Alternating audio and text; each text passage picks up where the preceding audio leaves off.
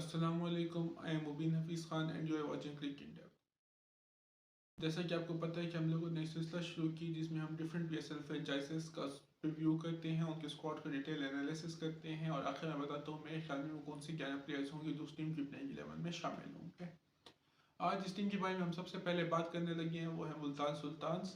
मुल्तान सुल्तान जो है वो पिछले 2 सीजन से रनर अप रहे हैं और उससे पहले PSL 6 में चैंपियंस बनकर सामने आए थे।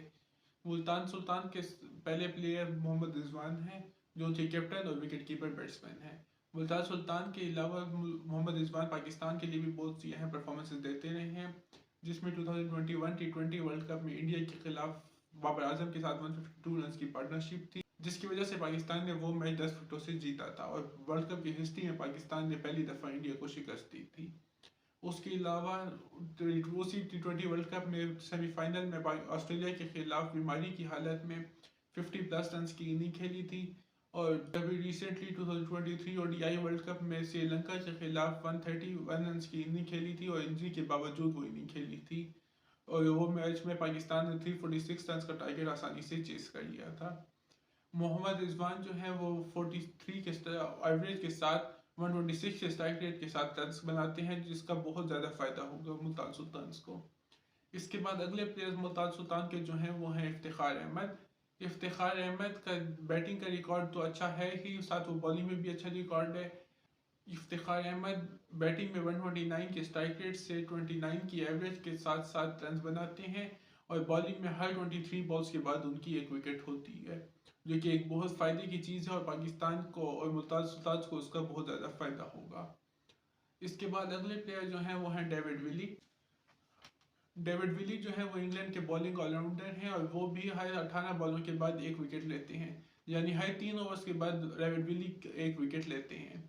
तो ये अब उसका मुल्तान सुल्तान को बहुत फ़ायदा होगा। डेविड विली एक्सपीरियंस प्लेयर भी हैं तो उसका उनका एक्सपीरियंस भी बहुत काम आएगा मुल्तान सुल्तान के। इसके बाद अगले प्लेयर जो हैं वो है उसामा मीर। उसामा मीर का PSL का रिकॉर्ड बहुत अच्छा है, लेकिन वो इंटरनेशनल में उस तरह उसको ट्रांसलेट नहीं कर सके और उस तरह परफॉर्म नहीं कर सके।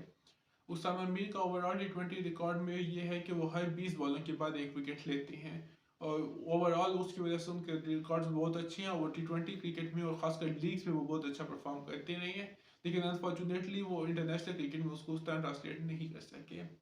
इसके बाद अगले प्लेयर जो है वह खुशदिल शाह। खुशदिल शाह एक लेफ्ट हैंडेड बैट्समैन हैं और left arm off spin bowling करवाते हैं और वो अपनी पावर हिटिंग की वजह से जाने जाते हैं।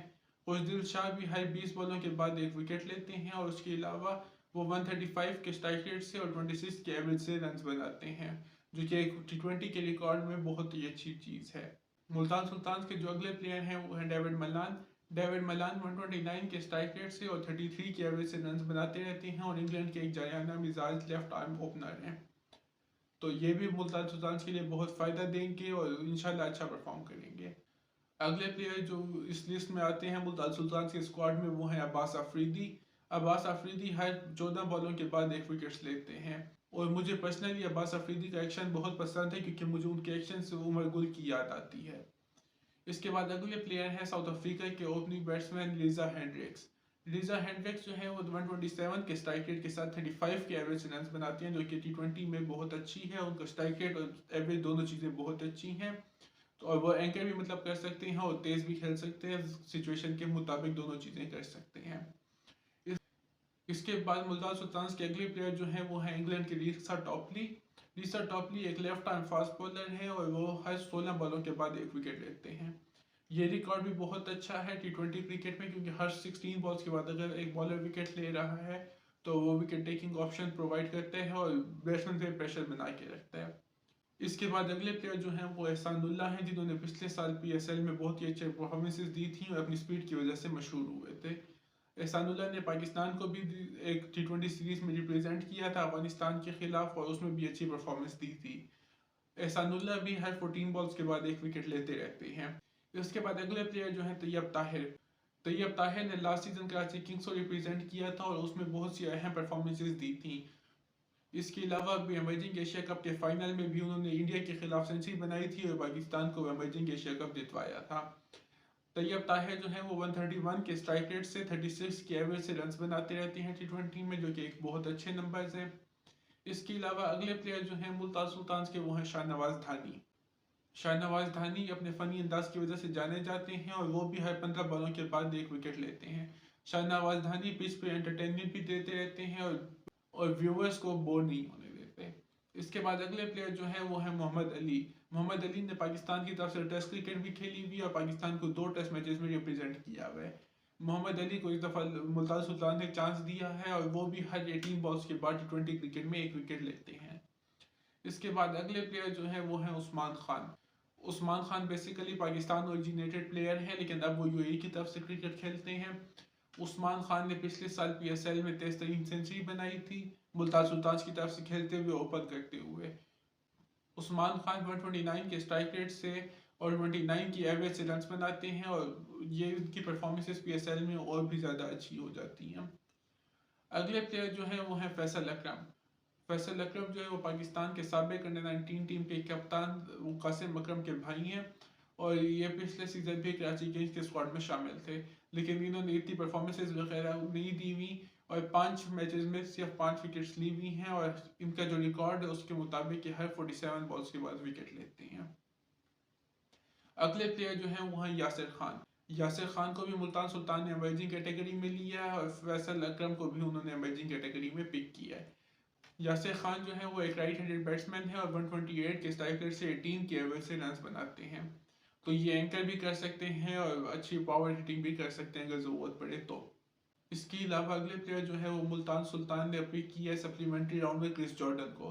क्रिस जॉर्डन इंग्लैंड के एक फास्ट बॉलर हैं और अच्छी परफॉर्मेंसेज देते रहे और पीएसएल में कराची किंग्स और पेशावर ज़ल्मी को भी रिप्रेजेंट कर चुके हैं। मुल्तान सुल्तान ने क्रिस जॉर्डन को उनके एक्सपीरियंस की वजह से पिक की है क्योंकि उनका T20 क्रिकेट में बहुत ज़्यादा एक्सपीरियंस है और वो हर 19 बॉल्स के बाद एक विकेट लेते रहते हैं। मुल्तान सुल्तान ने सप्लीमेंट्री राउंड में अपनी दूसरी पिक में आफ्ताब इब्राहिम को सिलेक्ट किया है जो हर 14 बॉल्स के बाद एक विकेट लेते हैं और राइट आर्म फास्ट बॉलर हैं। तो देखना ये होगा कि आफ्ताब इब्राहिम इस साल पीएसएल में कैसा परफॉर्म करेंगे और मुल्तान सुल्तान को कितना फ़ायदा होगा उनसे। अगले प्लेयर जो है वो है जॉनसन चार्ल्स। जॉनसन चार्ल्स को भी अभी सप्लीमेंट्री राउंड में मुल्तान सुल्तान ने पिक किया है और जॉनसन चार्ल्स जो है वो 131 के स्ट्राइक रेट से 27 की एवरेज से रन स्कोर करते रहते हैं। जॉनसन चार्ल्स के आने से मुल्तान सुल्तान में बहुत ज़्यादा एक्सपीरियंस मिलेगा उनको और वो एक एक्सपीरियंस प्लेयर हैं, वेस्ट इंडीज़ के प्लेयर हैं तो वो एक पावर हिटिंग एबिलिटी भी प्रोवाइड करते हैं। मुल्तान सुल्तान के स्क्वाड में लास्ट प्लेयर जो है वो है मोहम्मद शहजाद। मोहम्मद शहजाद को भी उन्होंने सप्लीमेंट्री राउंड में पिक किया है। मोहम्मद शहजाद एक पाकिस्तान के बैट्समैन हैं और 2020 अंडर-19 वर्ल्ड कप में भी पाकिस्तान को रिप्रेजेंट कर चुके हैं। इसके अलावा मोहम्मद शहजाद मुल्तान सुल्तान की क्रिकेट एकेडमी में ही खेलते रहे हैं और वहाँ से ही मुल्तान सुल्तान ने उनको पिक किया है। अभी रिसेंटली उन्होंने अपने फर्स्ट क्लास डेब्यू में पीटीवी की तरफ से खेलते हुए एक ही मैच खेला है और उसमें उन्होंने 100 भी की है अपने डेब्यू पे। तो ये एक अच्छा रिकॉर्ड है और उम्मीद है कि वो मुल्तान सुल्तान के लिए भी अच्छी परफॉर्मेंसेस देते रहेंगे। अब बारी है मेरी प्लेइंग 11 की कि मेरे ख्याल में वो कौन सी 11 प्लेयर्स होंगे जो पीएसएल में इस साल मुल्तान सुल्तान को रिप्रेजेंट करेंगे। सबसे पहले मोहम्मद रिजवान। जैसा कि आपको पता है कि वो बहुत सी अच्छी परफॉर्मेंसेस देते रहे हैं तो मुल्तान सुल्तान लाजमी होंगे और ओपन करेंगे मुल्तान सुल्तान की तरफ से। दूसरे नंबर पर जिस प्लेयर को मैंने रखा है वो है साउथ अफ्रीका के right handed batsman Reeza Hendricks. Reeza Hendricks Multan Sultan के लिए बहुत ज़्यादा फ़ायदेमंद होगी क्योंकि वो तेज़ भी खेल सकते हैं और एंकर भी कर सकते हैं। थर्ड नंबर पे जिसको मैंने रखा है वो है left handed batsman David Malan. David Malan को मैंने ऊपर चांस इसलिए दिया ताकि वो आके पावर हिटिंग भी कर सकते हैं और अच्छी परफॉर्मेंसेस दे सकते हैं। फोर्थ नंबर पे जिस प्लेयर को मैंने रखा है वो है Johnson Charles from West Indies. Johnson Charles का भी ये है कि वो आके अच्छी परफॉर्मेंसेस दे सकते हैं और वो भी विकेट कीपर बैट्समैन है तो अगर कहीं रिजवान को इंजरी वगैरह होती है अगर तो जॉनसन चार्ल्स विकेट कीपिंग की भी संभाल सकते हैं और इसके अलावा अपनी बैटिंग की वजह से तो जाने जाते हैं। पांचवें नंबर पर जिस प्लेयर को मैंने चुना है वो है तैयब ताहिर। तैयब ताहिर ने कराची किंग्स के लिए लास्ट सीजन बहुत परफॉर्मेंसेज दी हैं तो उम्मीद है कि वो इस साल भी पीएसएल में अच्छी परफॉर्मेंसेज देंगे। 6 नंबर पर जिस प्लेयर को मैंने सेलेक्ट किया है वो है इफ्तिखार अहमद। इफ्तिखार अहमद पाकिस्तान के लिए बैटिंग बॉलिंग दोनों में बहुत अच्छी अच्छी परफॉर्मेंसेज देते रहे हैं और इससे पहले क्वेटा ग्लैडिएटर्स में भी अच्छी परफॉर्मेंसेज देते रहे हैं। 7वें नंबर पे जिस प्लेयर को मैंने सेलेक्ट किया है वो है अब्बास अफरीदी।